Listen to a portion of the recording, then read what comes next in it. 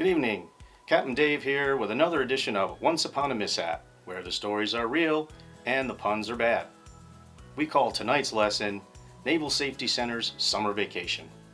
That's right, summer is fast approaching, and so are the hazards that come with it. Last summer alone, between Memorial Day and Labor Day, there were more than 600 off-duty mishaps entered in the database. Now, we're not going to read them all here, but we have selected a few that demonstrate that mayhem doesn't take a vacation, even when you do. This first story is titled Unsafe Speed. A sailor spent the day out in the local bay with 5 friends on his 25-foot center console boat. And around sunset, he proceeded to a location to better observe the local 4th of July fireworks show. But when the fireworks show was over, he proceeded around a peninsula heading back towards his boat launch. And while transiting outside the channel at speeds of 25 to 30 knots, the sailor saw a silhouette of another boat 15 feet in front of him. He immediately pulled back on the throttles to avoid the other boat, but as you can imagine, at 25 to 30 knots, that wasn't going to happen. He collided with the anchored boat, tearing off his bow pulpit and wrapping the anchored boat's chain around one of his props. While thankfully no one flew overboard, there were plenty of injuries, including cracked ribs, muscle tears, knocked out tooth, and bruises and cuts among the sailor's boat guests, and some required visit to the emergency room. This was a missed opportunity to put deliberate risk assessment to work for this crew. While the sailor claimed to have made this trip 20 to 25 times before, including 10 times at night, did he ask himself, what's different this time? Perhaps hundreds of additional boaters anchored and milling about to watch the fireworks show. We're pretty sure that a much lower speed at night would not have only been safer, but it would have helped the sailor and his friends make it back in one piece, and certainly a lot sooner in this case. This next story is titled Whip It Good. TiVo.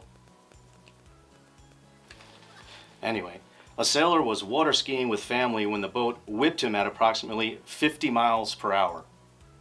Anyone see a trend building there?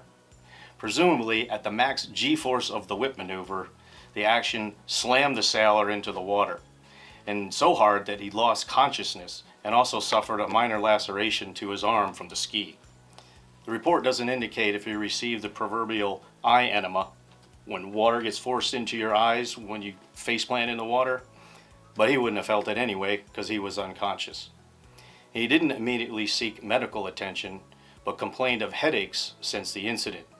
And after being directed to seek medical attention by his leading petty officer, the sailor was placed on light duty for 2 weeks. This story is titled Watching Too Much Game of Thrones. In this final story, which is real, as we routinely point out in our Once Upon a Mishap videos, a sailor was at the beach with friends running into each other with medicine balls, trying to knock each other down, according to the report. Now, at some point during this medicine ball joust event, the sailor was running towards his friend, medicine ball at the ready, when his friend slipped and his shoulder hit the sailor in the cheekbone. Anyone else not surprised? The sailor was treated in the emergency room for an orbital fracture, broken eye socket, and given 10 days light duty. So if you must engage in medieval sports, choose something safer like Skittles, early 10-pin bowling, because there's nothing noble about medicine ball jousting. That's all for tonight. As always, you can find the full lesson learned and more safety-related products on our website here. From the Naval Safety Center, I'm Captain Dave. Good night, and remember, let's be careful out there.